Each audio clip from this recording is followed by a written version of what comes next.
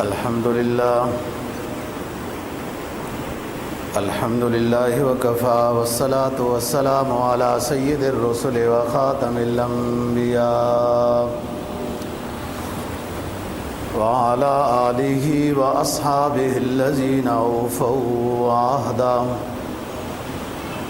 الذين هم خلاصة العرب الأربع وخير الخلائق بعد الأنبياء.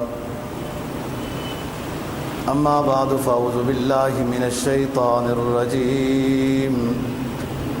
بسم الله الرحمن الرحيم. أتموا الصيام إلى الليل ولا تباشروهن وأنتم عاكفون في المساجد تلك حدود الله فلا تقربوها كذلك يبين الله آياته للناس لعلهم يتقون. قال النبي صلى الله عليه وسلم من اعتكف 10 في رمضان كان كحجتين وعمرتين.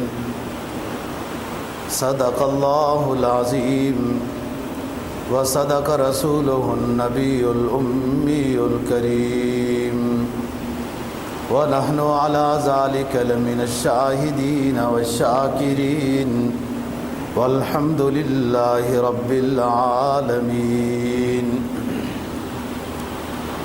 دوسرے پارے کی ایک آیت کریمہ کا حصہ اور جناب نبی پاک صلی اللہ علیہ وسلم کا ایک فرمان تلاوت کیا ہے جس کو امام بہقی نے نقل کیا ہے. فرمایا تم روزے کو پورا کرو رات تک. جو پابندیاں ہیں روزے کی وہ افطار تک ہیں. روزے کو پورا کرو افطار تک اور حالت اعتکاف میں تم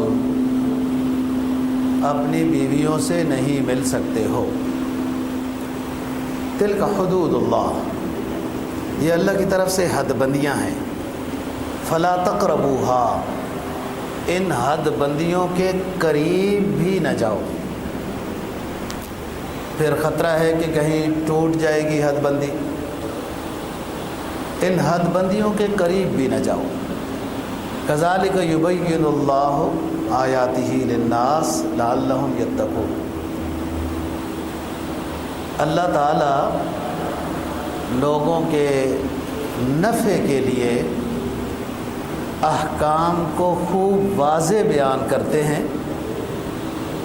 تاکہ لوگ ان احکام پر عمل کریں، متقی بن جائیں. لعلہم یتقون. جناب نبی پاک صلی اللہ علیہ وسلم کا جو فرمان تلاوت کیا ہے امام بہقی نے اس کو روایت کیا ہے. آپ نے فرمایا جو شخص رمضان کے آخری عشرے میں اعتکاف بیٹھ جاتا ہے اور اعتکاف کے شرائط اور ان چیزوں کا لحاظ رکھتا ہے، اس کو 2 حج اور 2 عمروں کا ثواب ملتا ہے. کان کحجتین و عمرتین. اعتکاف اعتکفہ کہ معنی ہوتے ہیں الگ ہو جانا، دوسری دنیا سے تمام مشاغل سے ہٹ کٹ کے جدا ہو کے بیٹھ جانا. اور اصطلاح شرع میں سنت مؤکدہ جو اعتکاف ہے وہ رمضان کے آخری عشرے میں اس مسجد میں بیٹھا جائے جس مسجد میں پورا سال نماز باجماعت 5 وقت ادا کی جاتی ہے. ہاں جمعہ نہ بھی ادا کیا جاتا ہو، جمعہ بڑی مسجد میں ہوتا ہے، لیکن اس محلے کی مسجد میں پورا سال نماز باجماعت 5 نمازوں کا اہتمام ہوتا ہے، تو اس مسجد میں اعتکاف کیا جائے. فرمایا اتموا الصیام الی اللیل ولا تباشروہن وانتم عاکفون فی المساجد. مسجدوں میں اعتکاف بیٹھو.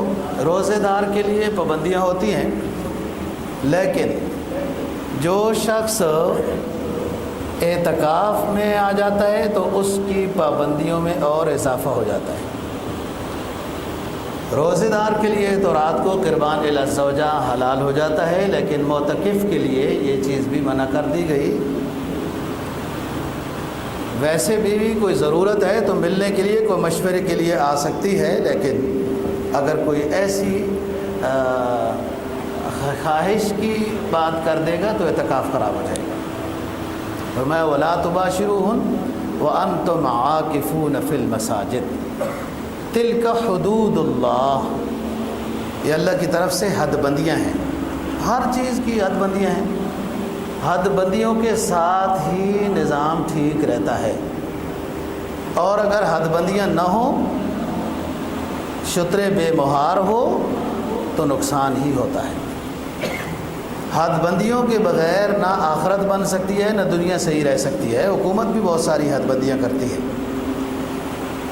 قانون کی پاسداری کا نام حد بندی ہوتا ہے، اور شریعت کی حد بندیاں کی ہیں محارم، جن چیزوں کو شریعت نے حرام قرار دیا ہے ان کے قریب بھی نہیں جانا، ان مجلسوں میں بھی نہیں جانا، اس علاقے محلے میں بھی نہیں جانا چاہیے، کیونکہ انسان بہت کمزور ہے، خطرہ ہوتا ہے کہ کہیں یہ بھی اس گناہ میں مبتلا نہ ہو جائے۔ یہ حد بندیاں ہیں۔ حدیث میں جناب نبی پاک صلی اللہ علیہ وسلم نے اس بات کو یوں سمجھایا کہ کوئی شخص اپنے جانور کسی دوسرے کی فصل کے منڈیر پر بننے پر پکڑ کے چرا رہا ہے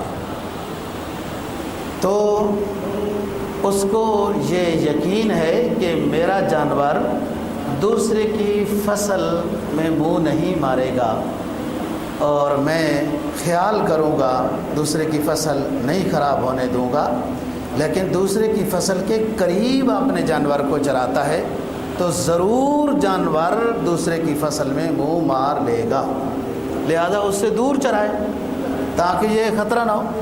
بھائی دوسرے کی فصل کو کاٹنا یا چرانا یا دوسرے کی درخت کاٹ کے اپنے جانوروں کو ڈالنا، انہوں نے پیٹ بھر لیا، شام کو دودھ دیا، وہ دودھ ہم نے پیا، یہ سب حرام ہے، ناجائز کام ہوا کہ جانور کو جو چارہ کھلایا گیا وہ ناجائز تھا۔ تو حد بندیاں بھی یہی ہیں۔ شریعت نے یہ بیان کیا کہ جو گناہ ہیں ان کے قریب بھی نہ جاؤ۔ بدکاری کے بارے میں فرمایا نا ولا تقربوا الزنا، زنا کے قریب بھی نہ جاؤ، مطلب ایسی گفتگو، ایسی مجلس، ایسے ماحول کے قریب بھی نہ جاؤ، دور رہو، ڈرتے رہو، اپنے آپ کو کمزور سمجھو کہ کہیں مجھ سے یہ غلطی نہ ہو جائے۔ یہی بات تمام حد بندیوں کی۔ فرمایا محارم، جو شریعت نے باتیں گناہ کی کہی ہیں ان سے بچنا، یہ کمال تقوی ہے۔ اعمال صالحہ کو بجا لانا، کبائر سے، گناہوں سے اپنے آپ کو بچانا، یہ کمال تقوی ہے۔ یہی ریاضت ہے، یہی ریاضت ہے، یہی ولایت ہے کہ جو شخص احکام الہیہ یعنی فرائض کو ادا کرتا ہے اور گناہوں سے بچتا ہے، یہی کمال تقوی ہے، یہی ولایت ہے، اور اس میں ریاضت اور مجاہدہ ہے کہ گناہ کا دل چاہتا ہے، ان مجلسوں میں جانے کا دل چاہتا ہے، یہ اپنے آپ کو بچا رہا ہے، تو اسی کو فرمایا کہ تلک حدود اللہ، یہ حد بندیاں ہیں۔ فلا تقربوها، ان حد بندیوں کے قریب نہ جاؤ، ایسے بندے کو دوست ہی نہ بناؤ۔ بعض لوگ خود بڑے اچھے ہوتے ہیں، ان کے دوست شرابی ہوتے ہیں، ان کے دوست گندی مجلسوں میں جانے والے ہوتے ہیں، یہ خود بھی اچھا نہیں ہے۔ اس نے ایسے دوست کیوں رکھے ہوئے؟ دوست نیک رکھے، اس کو سمجھائے، اور اگر وہ نہیں سمجھتا اس سے دور ہو جائے۔ لا تسأل عن المرء وابصر قرینہ فإن المقارن یقارن بالمہتدی۔ آپ کسی شخص کے حالات سے مت پوچھیں کہ یہ کیسا ہے، اس کے دوست کو دیکھ لیں، اس لیے دوست کے تصورات، نظریات، خیالات کے مطابق ہوتا ہے۔ فلا تقربوها، گناہوں کی مجلسوں میں کے قریب بھی نہ جاؤ۔ نیک کی مجلس اختیار کرو، اور کچھ نہیں ملے گا تو اتنی دیر تو گناہوں سے بچ کے رہو گے جتنی دیر نیک کی مجلس نصیب ہوگی۔ اور نیک کی مجلس سے ایمان میں قوت آئے گی۔ ایمان تو ہوتا ہے، وہ بجھا ہوا ہوتا ہے، دبا ہوا ہوتا ہے، اوپر اور خواہشات کے بوجھ آ جاتے ہیں، وہ دب جاتا ہے، چھپ جاتا ہے۔ جب انسان نیک کی مجلس میں بیٹھتا ہے، نیک ماحول میں بیٹھتا ہے، تلاوت میں ہوتا ہے، ذکر میں ہوتا ہے، تو ایمان میں قوت آتی ہے، ایمان میں قوت آتی ہے، اضافہ ہوتا ہے، سرور محسوس ہوتا ہے۔ فرمایا کہ ایمان کی علامت یہ ہے کہ نیکی بجا لا کے سرور محسوس ہو، اور گناہ ہو جائے تو غمگین ہو جائے، توبہ میں لگ جائے۔ یہ ایمان کے زندہ ہونے کی دلیل ہے۔ نیکی پر سرور اور گناہ پر شرمندگی ہو جائے اور توبہ میں مصروف ہو جائے، یہ ایمان زندہ ہونے کی دلیل ہے۔ نیکی پر دل ہی نہیں چاہتا، بوجھ لگتا ہے اس کو، اور گناہ کر لے تو توبہ اور شرمندگی اور ندامت کی توفیق ہی نہیں ہے، تو اس شخص کا ایمان بہت کمزور ہے، زندہ نہیں ہے۔ تو کمال ایمان کمال تقویٰ، کمال ریاضت، مجاہدہ، وہی گناہوں سے اپنے آپ کو بچانا ہے۔ فلا تقربوها کذالک یبین اللہ آیاتہ للناس لعلہم یتقون۔ اللہ تعالیٰ تمہارے نفع کے لیے احکام کو خوب واضح واضح بیان کرتے ہیں تاکہ تم متقی بن جاؤ، تقوی والے بن جاؤ، پرہیزگار بن جاؤ، اللہ والے بن جاؤ۔ کونوا ربانیین، اللہ والے بن جاؤ۔ اور اللہ والا کب ہوتا ہے؟ کہ جب انسان گناہوں سے بچتا ہے، حد بندیوں کا خیال کرتا ہے۔ رمضان کا مہینہ تو خود ہی ریاضت مجاہدے کا ہے، نیکیوں کا ہے، اللہ کی رحمت اس میں غالب ہوتی ہے، شیطان بند کر دیے جاتے ہیں۔ لیکن مزید آخری عشرہ اور نیکیوں کا ہے۔ حدیث میں جناب نبی پاک صلی اللہ علیہ وسلم کا عمل مبارک نقل کیا گیا ہے کہ آپ رمضان میں تو خوب ہی عبادت کرتے تھے، لیکن جب آخری عشرہ شروع ہوتا تھا، آخری عشرہ، تو آپ کمر کس کے باندھ لیتے تھے۔ ایک جلے صوفی کو کسی نے دیکھا نا جی، اس نے رمضان کے آخری عشرے میں خوب کپڑے کے ساتھ اپنے لک کو، کمر کو خوب باندھا ہوا تھا۔ تو کسی نے کہا بھائی کیوں، درد ہے، کیوں باندھو؟ نہیں، حدیث میں آتا ہے کہ آپ صلی اللہ علیہ وسلم آخری عشرے میں کمر کس کے باندھ لیتے تھے۔ وہ الفاظ کا ترجمہ صرف جانتا تھا، اصحاب الظواہر کی طرح۔ کمر کس کے باندھنے کا مطلب یہ ہے کہ عبادت میں اور اضافہ کر دیتے تھے۔ عبادت میں جتنی پہلے عبادت ہو رہی تھی اس میں اور اضافہ ہو جاتا تھا، اور اعتکاف میں آپ مصروف ہو جاتے تھے، گھر بار سے بھی دور ہو جاتے تھے۔ یہ کمر کسنے کا مطلب ہے، عبادت میں اضافہ، اعتکاف میں بیٹھ جانا، اور بیویوں سے بھی دور ہو جانا۔ جناب نبی پاک صلی اللہ علیہ وسلم کا مدنی دور میں تقریباً ہر سال اعتکاف بیٹھنے کا معمول رہا ہے۔ 2 سال اعتکاف نہیں بیٹھ سکے، ایک غزوہ بدر کی مصروفیت ہو گئی تھی 17 رمضان میں جو غزوہ ہوا تھا، اور ایک کوئی اور گھر کی مجبوری تھی جس پہ آپ اعتکاف نہیں بیٹھ سکے۔ تو اگلے سال آپ نے پھر ڈبل اعتکاف کیا۔ حالانکہ لازم نہیں ہے اس سال بندہ اعتکاف نہ بیٹھے تو اگلے سال 20 دن بیٹھے، ایسی بات نہیں، لیکن ظاہر ہے اعتکاف میں جو انسان یکسوئی کے ساتھ عبادت کر سکتا ہے وہ دوسرے امور میں نہیں کر سکتا۔ تو ہمیشہ آپ صلی اللہ علیہ وسلم کا معمول رہا۔ وہ ہو سکتا ہے 1-2 دفعہ اللہ نے جو ناغہ کرا لیا ہے تو یہ اعتکاف سنت ہو گیا۔ اگر ناغہ نہ ہوتا اور 10 کے 10 سال ہی اعتکاف میں آپ تشریف فرما ہوتے تو اعتکاف پھر سنت نہیں، پھر فرض اور واجب ہو جانا تھا، کیونکہ سنت میں کبھی رہ جاتی ہے نا، تو اس لحاظ سے آپ سے یہ کوئی عذر سامنے لایا اللہ تعالیٰ نے اور اعتکاف نہیں ہو سکا۔ پہلے سال جب رمضان فرض ہوا، روزے فرض ہوئے، تو آپ پورا مہینہ اعتکاف بیٹھے، اور صحابہ کرام رضی اللہ تعالیٰ عنہ بھی شوق کے ساتھ سن پہلی ہجری میں، تو آپ ہر 10 دن کے اعتکاف کے بعد صحابہ کرام رضی اللہ تعالیٰ عنہ کو فرماتے تھے کہ ان 10 دنوں میں لیلۃ القدر نہیں ہے۔ پھر درمیان والا عشرہ جو مغفرت کا عشرہ، پہلا عشرہ رحمت کا، دوسرا عشرہ مغفرت کا، تیسرا حصہ جہنم سے آزادی کا۔ دوسرے عشرے میں اعتکاف فرما کے آخر میں فرمایا اس میں بھی لیلۃ القدر نہیں ہے۔ جب تیسرا عشرہ اعتکاف فرمایا تو فرمایا اس عشرے کی طاق راتوں میں لیلۃ القدر کو تلاش کرو، اور آپ کو بتا بھی دی گئی کہ لیلۃ القدر فلاں تاریخ کو ہے۔ آپ بتانے لگے تو ذہن سے اللہ نے نکال دیا۔ اسی میں بہتری ہے کہ تاکہ سارا آخری عشرہ عبادت میں ہو اور اس عبادت پر ثواب ہے۔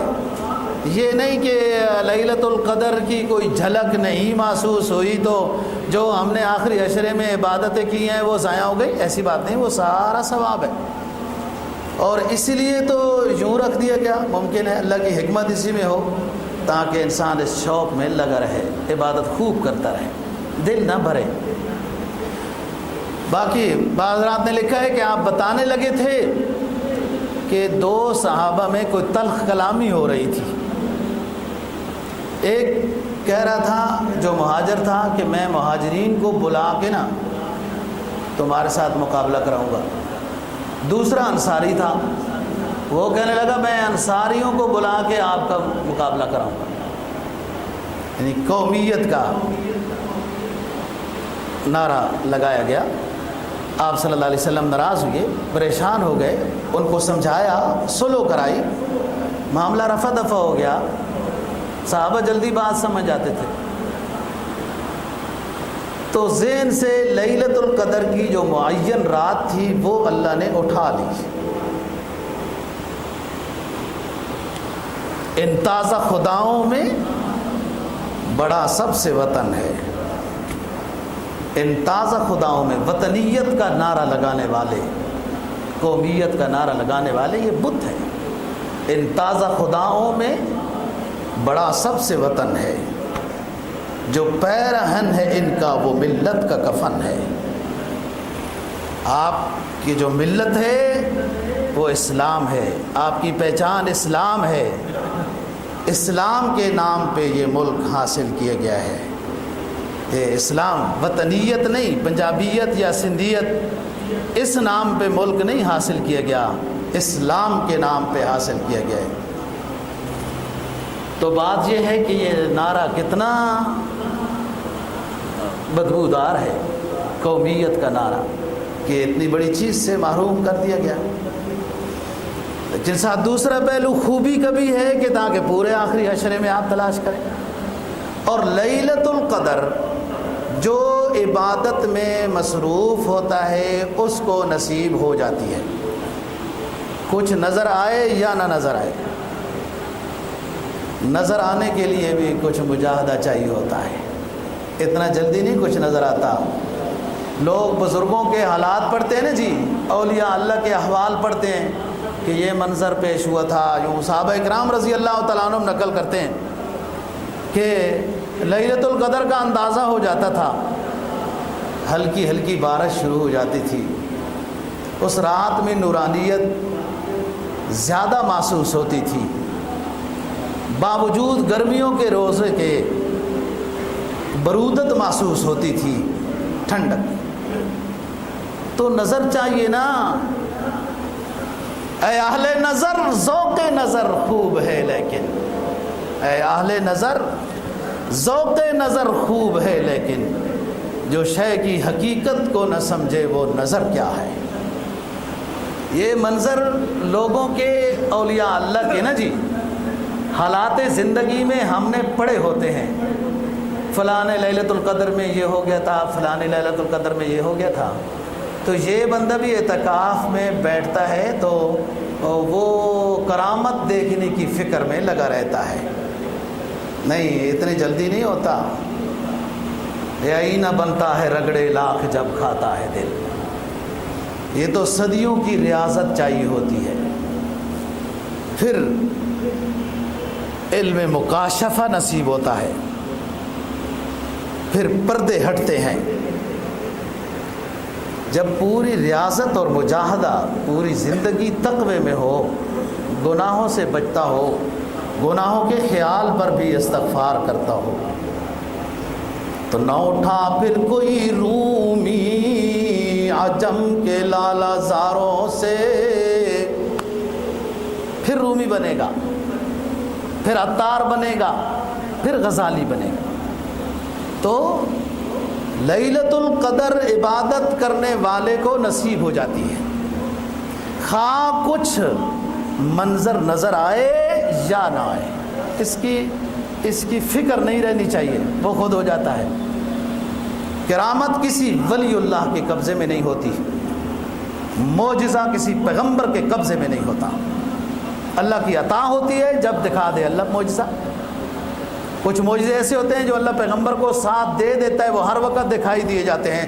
جیسے ہمارے نبی صلی اللہ علیہ وسلم کو اللہ نے قرآن کا معجزہ عطا کیا، ہر وقت ساتھ ہے، نظر آ رہا ہے. بھائی 100 صفحوں کی کتاب کوئی نہیں یاد کر سکتا، اور اتنی بڑی کتاب معصوم بچے یاد کرتے ہیں، یہ معجزہ ہے. اور کیسے پڑھتے جا رہے ہوتے ہیں رات کو، کیسے پڑھتے جا رہے ہیں، خود بخود دماغ غلامی کرتا ہوا جا رہا ہے. ایک لفظ پڑھتا ہے، دوسرا آگے سے خود آتا جا رہا ہے. یہ معجزہ ہے نبی پاک صلی اللہ علیہ وسلم. تو بات یہ ہے کہ بزرگوں کے احوال سے فائدہ ہوتا ہے، نیکی کا جذبہ ہونا چاہیے. لیکن یہ نہ سمجھے کہ وہ حالت جو اس پر آئی مجھے اس دفعہ ہی نظر آ جائے، فوراً نظر آ جائے، اور اسی میں لوگ اسی فکر میں لگے رہتے. نہیں، یہ مجاہدے میں ہوتا ہے، گناہوں سے بچنے سے ہوتا ہے.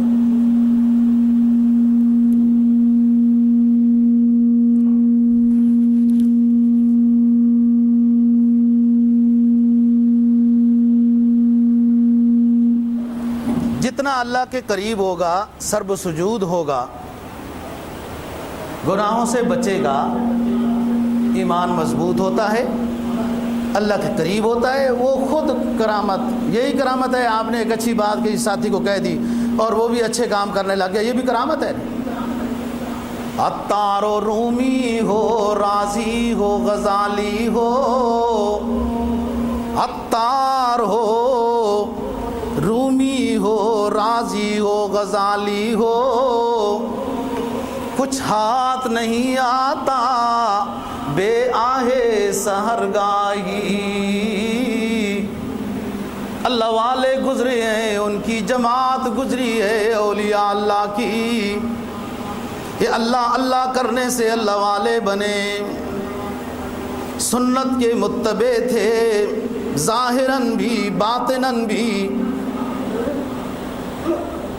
داڑھی پہ استرا پھرا کے، مچھوں پہ بل دے کے، سگریٹ کے سوٹے لگا کے اللہ والے نہیں تھے. کوئی اللہ والا متبع شریعت کے بغیر نہیں ہو سکتا. دوستو یہ پہچان یاد رکھنا، جو کبائر سے بچتا ہو، فرائض کا پابند ہو، ظاہری شریعت کا بھی متبع ہو، یہ اللہ والا ہوتا ہے. فرمایا تارو رومی ہو، رازی ہو، غزالی ہو، کچھ ہاتھ نہیں آتا بے آہے سحرگاہی. ان کو ولایت ملی، مقام ملا، دین کی خدمت میں، دین کی اتباع میں، رات کی بیداری میں. تو اب بھی ہو سکتا ہے، اللہ تو وہی ہے، اللہ لا الہ الا هو الحی القیوم. وہ زندہ ہے، ہمیشہ رہے گا، وہ قیم ہے، وہ کمزور نہیں ہو گیا. زیادہ صدیاں گزرنے کی وجہ سے اعوذ باللہ وہ کمزور نہیں ہو گیا. وہ اب بھی وہ عنایات اور رحمت کر رہا ہے، لیکن حاصل کرنے والا کوئی. جس کو میں ابھی کہہ رہا تھا نا، نہ اٹھا پھر کوئی رومی عجم کے لالا زاروں سے،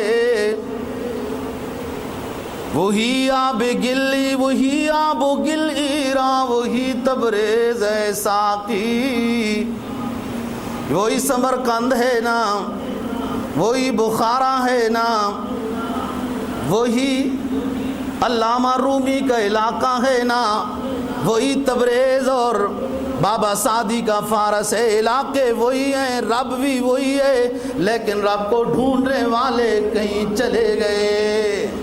نہ اٹھا پھر کوئی رومی عجم کے لالا زاروں سے، وہی آب و گل ایران وہی تبریز ہے ساقی، نہیں ہے نا امید اقبال اپنی کشت ویراں سے، نہیں ہے نا امید اقبال اپنی کشت ویراں سے، ذرا نم ہو تو یہ مٹی بڑی زرخیز ہے ساقی۔ اب بھی کوئی اس راستے میں آئے، اللہ نے صلاحیت رکھی ہے اس میں، نیکی کی، ریاضت کی، ولایت کی، مجاہدے کی، اس میں صلاحیت رکھی ہے، ادھر آ جائے۔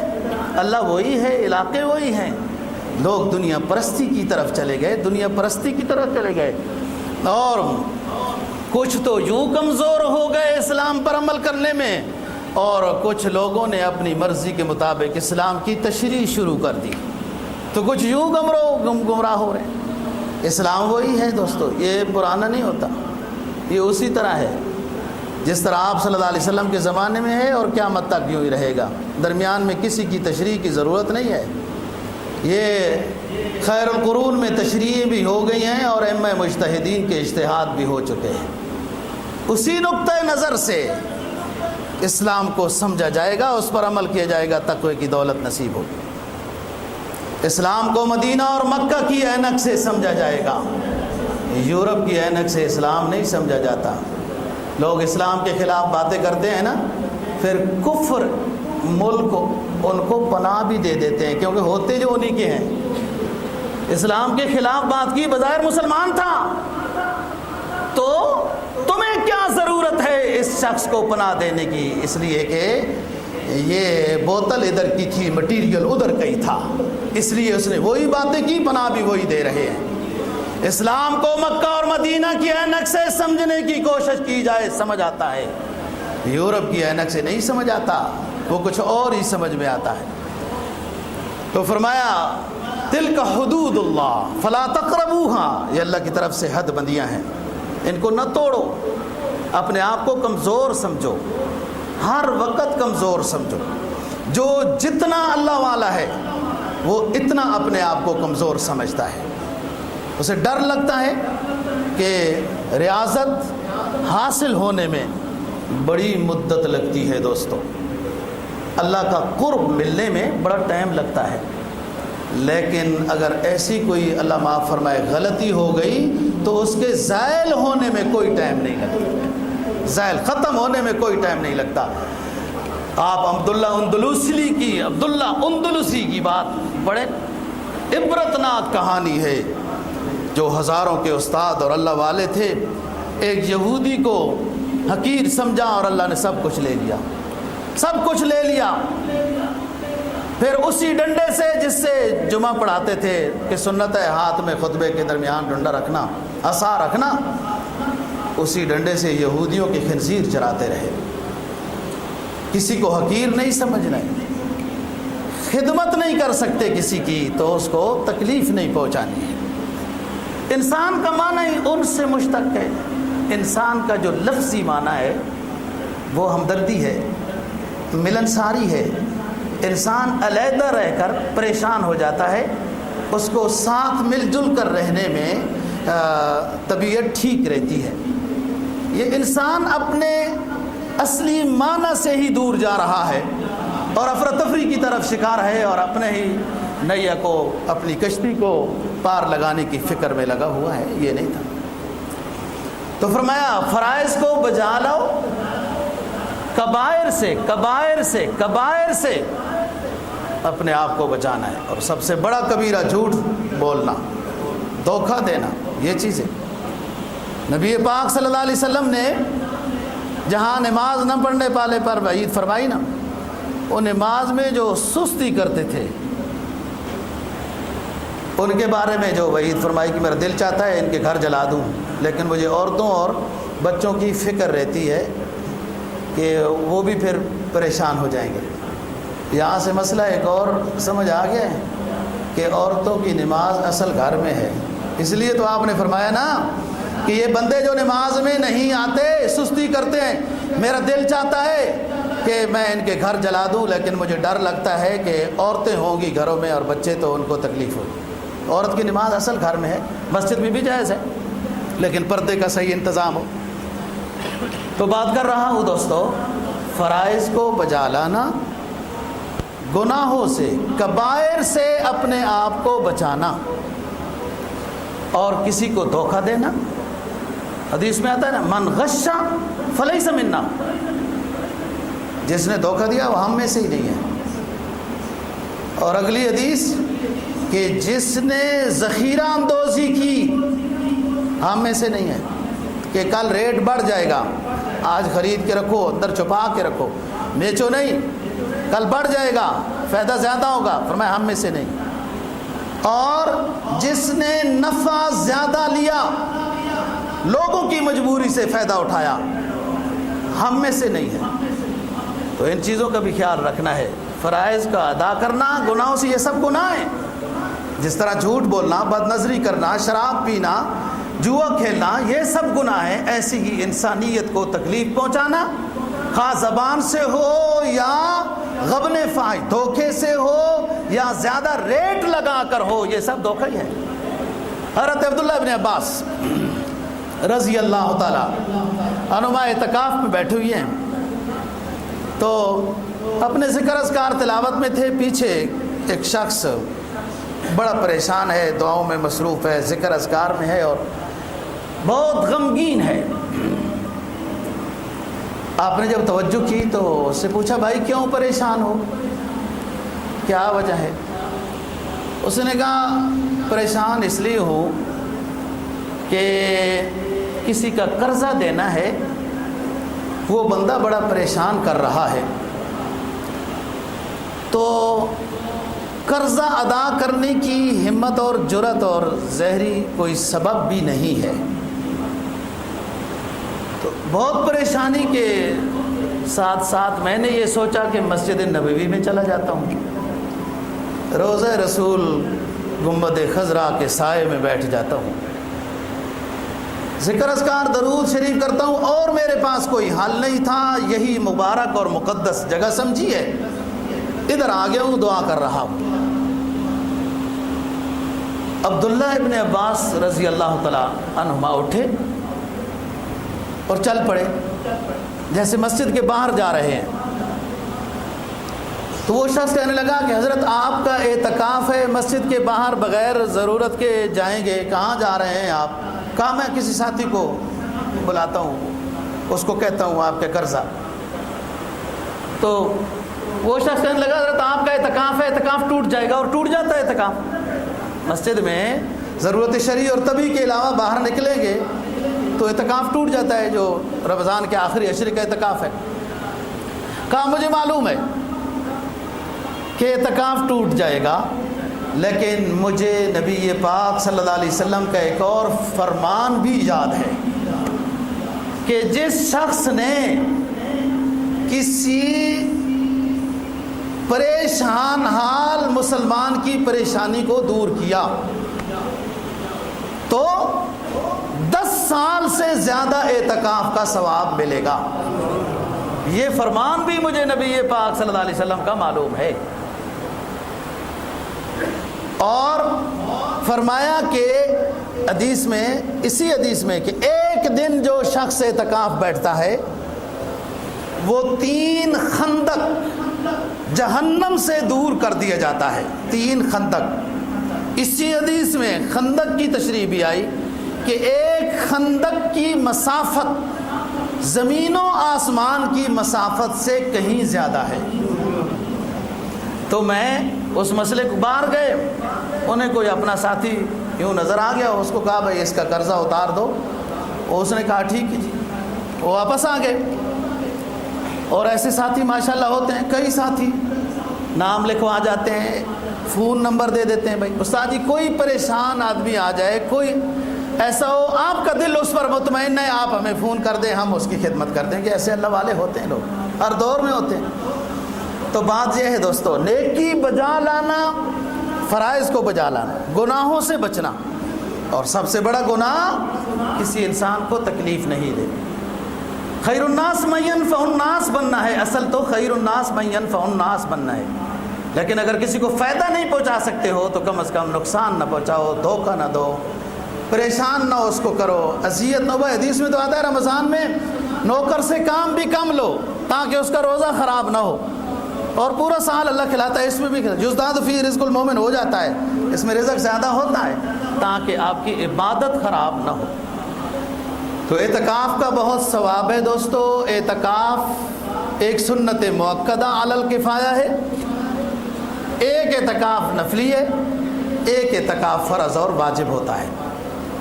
اعتکاف جو فرض اور واجب ہے وہ شریعت نے کوئی نہیں کیا، لیکن کوئی شخص اگر نظر مان لیتا ہے میرا فلانا کام ہو گیا، 3 دن اعتکاف بیٹھوں گا، وہ کام اس کا ہو گیا، اب اس کے ذمہ 3 دن اعتکاف بیٹھنا لازم ہو گیا، واجب ہو گیا، منت کو پورا کرنا۔ اور اعتکاف کے لیے روزہ ضروری ہوتا ہے۔ 3 دن اعتکاف کروں گا، مسجد میں بیٹھوں گا، جس طرح بیٹھنا ضروری ہے ایسے روزہ بھی ساتھ ضروری ہوتا ہے، یہ تو واجب اعتکاف ہے۔ یا ویسے کوئی اپنے اوپر لازم کر لے کہ میں نے اعتکاف بیٹھنا ہے اتنے دن، اس کے اوپر لازم ہو جائے گا۔ ایک اعتکاف ہے مستحب نفلی، کہ جب بھی آپ مسجد میں تشریف لائیں، بسم اللہ والصلاۃ علی رسول اللہ، اللہم افتح لی ابواب رحمتک، بسم اللہ والصلاۃ علی رسول اللہ، والصلاۃ والسلام علی رسول اللہ، اللہم افتح لی ابواب رحمتک، یہ جملے پڑھ لیے، دعا مانگ لی، اور ساتھ نویت اعتکاف نفل کی نیت، نفلی اعتکاف کی، یا اللہ نیت کرتا ہوں جتنی دیر آپ مسجد میں بیٹھیں گے، خواہ ایک نماز پڑھ کے چلے گئے، اعتکاف کا ثواب ملتا رہے گا۔ اور اعتکاف میں ہونا، مسجد میں آ کے اعتکاف میں ہونا زیادہ فضیلت ہے، زیادہ فضیلت۔ اور دعا کتنی مبارک ہے کہ اللہ رحمت کے دروازے کھول لے، اللہ مہربان ہے نا، رحمت کے دروازے کھولے گا، راضی ہو جائے گا، مغفرت ہو جائے گی، مغفرت ہو گئی، سب سے اونچا کام ہو گیا، سب کچھ حاصل ہو گیا جب مغفرت ہو گئی۔ اور باہر بسم اللہ والصلاۃ علی رسول اللہ، اللہم انی اسألک من فضلک، اے اللہ میں رزق حلال کا سوال کرتا ہوں، باہر جا رہا ہوں، اب نوکری کروں گا، کاروبار کروں گا، مجھے اپنے فضل یعنی مراد مال، رزق حلال، وابتغوا من فضل اللہ، جمعے کی نماز میں بھی یہی فرمایا نا کہ فَإِذَا قُضِيَتِ الصَّلَاةُ فَانْتَشِرُوا فِي الْأَرْضِ وَابْتَغُوا مِن فَضْلِ اللَّهِ، نماز ادا ہو گئی۔ یہ دونوں حد بندیاں خیال رکھنی ہے نا کہ اذا نودی للصلاۃ من یوم الجمعہ فسعوا الی ذکر اللہ، جب اذان ہو گئی اب دوڑو مسجد کی طرف، دوڑو، صحیح کا معنی ہوتا ہے دوڑو، تیزی کے ساتھ آنا۔ اور یہاں پر لوگوں نے وہ پہلی اذان جی دوسری اذان، اور پہلی اذان جی دوسری اذان، اسی کی چکر میں ہی لگے رہتے ہیں، پہلی اذان پہلی اذان پہلی اذان، اب سمجھ آئیے، پہلی اذان پہلی اذان، فرمایا وَإِذَا قُضِيَتِ الصَّلَاةُ فَانْتَشِرُوا فِي الْأَرْضِ، اس پر تو بڑا عمل کرتے ہیں، جیسے نماز ہو گئی نا جی فرض جمعے کی، بھاگے سارے اپنے دفتروں کی طرف کرو، اس بات پر تو عمل ہو رہا ہے۔ قرآن نے کہا نا جب نماز ادا ہو جائے دوڑو اپنے کاروبار کی طرف، اپنے کاموں کی طرف، لیکن پہلی والی بات پر کیوں نہیں عمل کرتے؟ فرمایا اذا نودی للصلاۃ من یوم الجمعہ فسعوا الی ذکر اللہ وذروا البیع، جب اذان ہو جائے دوڑو مسجد کی طرف، اس پر بھی عمل کرنا ہے، پھر پوری جمعے کی فضیلت حاصل ہوتی ہے۔ وہ فرشتے جو دروازوں پہ کھڑے ہوتے ہیں نا، وہ امام کے بیٹھنے سے پہلے پہلے آنے والوں کی حاضری لگاتے ہیں، جو بعد میں آ جائے تو ان کو بھی حکم ہے آپ بھی امام کی بات سنیں، انہیں تو علم کچھ آتا ہے، لیکن حکم یہ ہے تم بھی جمعے کے مولوی صاحب کی باتیں سنو۔ وہ کیسی باتیں کرتے ہیں، وہ لکھتے بھی ہوں گے نا، پھر صحیح باتیں ہو رہی ہیں جی۔ تو اعتکاف کی نیت سے، نفلی اعتکاف کی نیت سے آنا بہت ثواب ہے، عادت ڈالنی چاہیے۔ واجب اعتکاف بھی ہو گیا۔ ایک اعتکاف ہے سنت مؤکدہ علی الکفایہ، جو رمضان کے آخری عشرے میں بیٹھا جاتا ہے۔ نبی پاک صلی اللہ علیہ وسلم کا اکثر معمول تھا، جو بتا چکا ہوں، محلے کی مسجد میں جس میں نماز با جماعت 5 وقت کی ادا ہوتی ہے، اس میں مؤذن صاحب، امام صاحب مقرر ہیں، نمازیں ہوتی ہیں۔ ہر ایسی مسجد میں کم از کم ایک بندہ اعتکاف کا ضرور بیٹھے۔ اگر ایک بھی نہیں بیٹھے گا تو اس مسجد میں جتنے نماز پڑھنے والے لوگ ہیں، ان کے گھرانے، وہ علاقہ سارے گنہگار ہوں گے۔ جو محلے کی مسجد نہیں ہوتی، جیسے دفتروں میں لوگوں نے مسجدیں بنائی ہوئی ہیں، ظہر کی جماعت ہو جاتی ہے، عصر کی ہو جاتی ہے، یہ مسجد کے حکم میں نہیں ہے، یہ جائے نماز ہے۔ تو نماز تو ادا ہو جاتی ہے، کسی حد تک نماز با جماعت کا ثواب بھی ہو جاتا ہے، وہ الگ بات ہے کہ جامع مسجد میں یا اس مسجد میں آئے تو زیادہ ثواب ہے۔ اللہ تعالیٰ جنرل ضیاء الحق صاحب مرحوم کی مغفرت فرمائے، اس نے کوئی لوگوں کو نماز کی عادت ڈالی تھی کہ دفتروں میں بھی اپنی کوئی ایک کمرہ علیحدہ بنائیں نماز کے لیے، یوں نماز ہونی چاہیے، تو نہ پڑھنے والے بھی پڑھنے لگ جاتے ہیں۔ دنیا تو کسی کو بھی معاف نہیں کرتی نا، ہر کسی کے پیچھے پتھر لے کے کھڑی ہوئی ہے۔ جس بندے نے جو اچھے کام کیے ہیں ماشاءاللہ کئی جگہوں میں، پھر آہستہ آہستہ بعد میں دوسری دنیا آئی جو ترقی چاہتی ہے۔ ترقی کیسے چاہتی ہے؟ اسلام کی عمارتوں کو گرا کے ترقی چاہتے ہیں۔ اسلام کی عمارتوں کو اس طرح ترقی نہیں ملتی ہے، تنزل ملتا ہے، رسوائی ملتی ہے، ذلت ملتی ہے، غلامی ملتی ہے۔ اللہ اور اللہ کے رسول کی باتوں کو سینے میں بٹھانے سے، ان پر عمل کرنے سے ترقی ملتی ہے، دنیا میں بھی آخرت میں بھی۔ لیکن یہ بات کافر کو کیسے سمجھ میں آئے، مسلمان کو ہی سمجھ نہیں آتی۔ یہی دوسرے اللہ تللوں میں لگا ہوا ہے، اور جو کتاب، جو شریعت کہ قوموں کو بلند و بالا کرتی ہے، اس کا دعویٰ ہے کہ جو قرآن کو اپنے ساتھ جوڑے اس کو بلند و بالا کرتے ہیں، وہ اس کو سمجھ میں نہیں آتی بات۔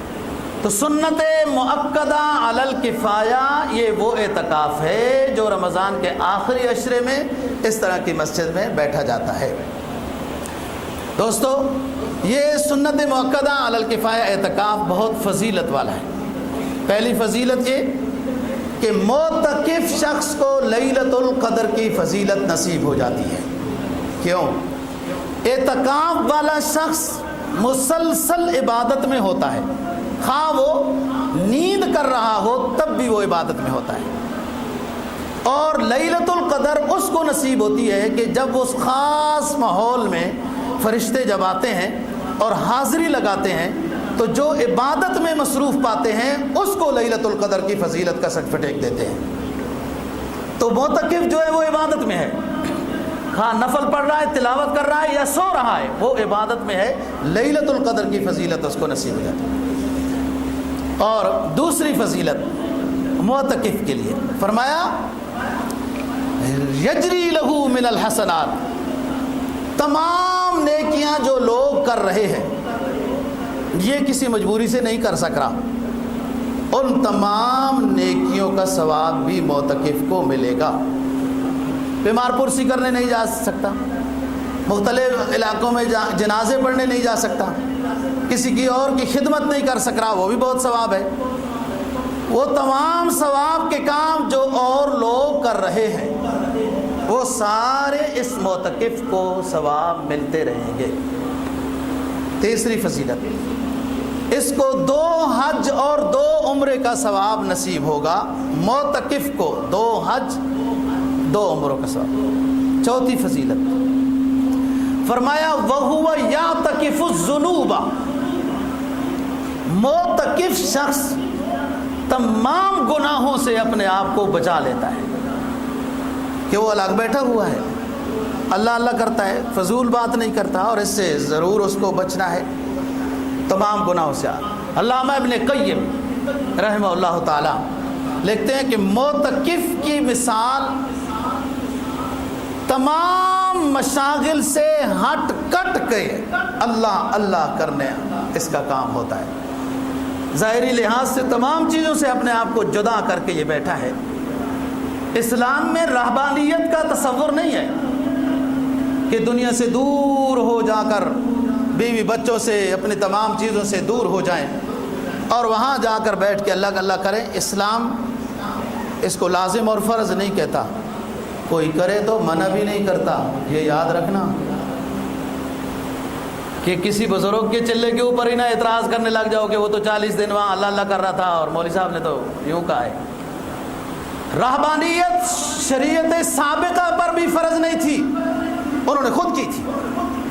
فرمایا وَرَهْبَانِيَّةً ابْتَدَعُوهَا مَا كَتَبْنَاهَا عَلَيْهِمْ, ہم نے ان پر فرض نہیں کی تھی رہبانیت, لیکن انہوں نے خود اپنے اوپر لازم کی اور قدر نہ کر سکے, قدر نہیں کی. اس میں پھر نا وہ بندہ جب اللہ اللہ کرتا ہے نا جی, اور لوگ ملنے آتے ہیں, وہ بھی عجیب ہی لوگ ہوتے ہیں جو ملنے آتے ہیں اللہ والے کو, وہ ضروری سمجھتے ہیں کہ اس اللہ والے کو پیسے کی بڑی کمی ہے, اس کو پیسے دو. جو بھی آتا ہے پیسے دیتا جاتا ہے, جو بھی آتا ہے اللہ والے, وہ اللہ والے کو پیسے کی کیا ضرورت ہے. وہ اللہ والا بھی ظاہر ہے پھر وہ دنیا والا دنیا میں ہی رہتا ہے, وہ تھوڑا تھوڑا پھر آہستہ آہستہ پیسے دیکھ دیکھ کے تو وہ بھی ادھر ہی ہو جاتا ہے. ایسا نہیں, امتحان میں فیل ہو جاتا ہے. تو بات یہ ہے دوستو, رہبانیت کا اسلام میں تصور نہیں ہے, لیکن اگر ہے تو یہ آخری عشرہ اعتکاف میں ہے کہ انسان ہر کسی سے جدا ہو کے اللہ سے خوب اپنا تعلق قائم کرے. فرمایا لگاؤ تو لو اس سے اپنی لگاؤ, لگاؤ تو لو اس سے اپنی لگاؤ, جھکاؤ تو سر اس کے آگے جھکاؤ. سارے انبیاء اولیاء فقیر محدثین صلحاء سب اس کے در کے سوالی, اس کے در پہ جھکنے والے بنے تو اللہ نے ان کو مقام ولایت عطا کیا. اعتکاف پہ جو شخص بیٹھ رہے ہیں وہ آداب مسجد کا خیال رکھیں, فضول باتوں سے اپنے آپ کو بچائیں. جہاں کثرت سے لوگ اعتکاف بیٹھتے ہیں, بہت زیادہ رش ہوتا ہے, تو وہاں فضول باتیں بھی ہوتی ہیں, ان سے بچنا ہے. اور مسجد سے باہر ضرورت طبی جیسے پیشاب وغیرہ کی ہے, غسل ہو گیا, اس کے لیے جا سکتا ہے اور جلدی سے واپس آئے. الا یہ کہ کوئی کھانا لانے والا نہیں تو جلدی سے اپنے گھر سے کھانا بھی لانا جائز ہے. اور باقی اپنے کتاب ساتھ رکھی جائے, اس میں تمام آداب کا خیال رکھے. اللہ تعالیٰ دین کی سمجھ اور عمل کی توفیق نصیب فرمائے. باخر دعوانا.